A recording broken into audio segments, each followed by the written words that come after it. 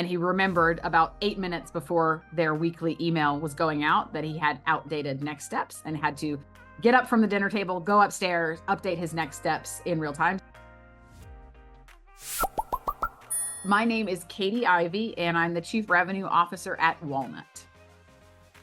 I have to go way, way back to much earlier in my career, but I actually closed a deal from start to finish in about 25 minutes. So it was a cold call that we were able to move to a discovery and a demo in real time. And I have a very clear memory of getting that. It was very small, but that signed contract back before we hung up the call. So it was about 25 minutes.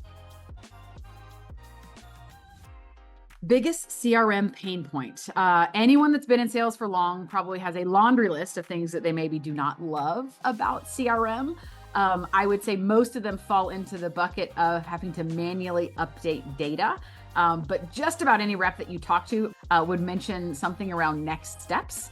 So keeping next steps updated in real time tends to be a pretty ongoing challenge. Literally last night, it was a Sunday night, I was at dinner at our house with my husband and our 3-year-old daughter. And my husband is in sales for a different company. And he remembered about 8 minutes before their weekly email was going out that he had outdated next steps and had to get up from the dinner table, go upstairs, update his next steps in real time. So if I had to pick one, that would be my most biggest pain point when it comes to CRM. Automate anything and everything that you possibly can is going to keep data cleaner and then also minimize the lift from a sales rep perspective. I would have to go back to saying, ask better questions and ask more questions. So if you're asking great questions, if you're genuinely curious about the person that you're selling to and the company that you're selling to, you tend to uncover more of the right information to understand not just how to close the deal quickly, but how to make sure that it's a win-win for your buyer and for you as a seller. So ask better questions.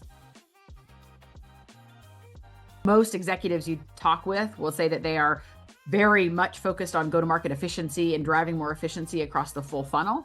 And there's a lot of layers to that. So if I had to pick one, that's certainly something that's keeping me up at night right now, is understanding how quickly things are changing and making sure that I'm paying attention to the right things and learning in the right areas.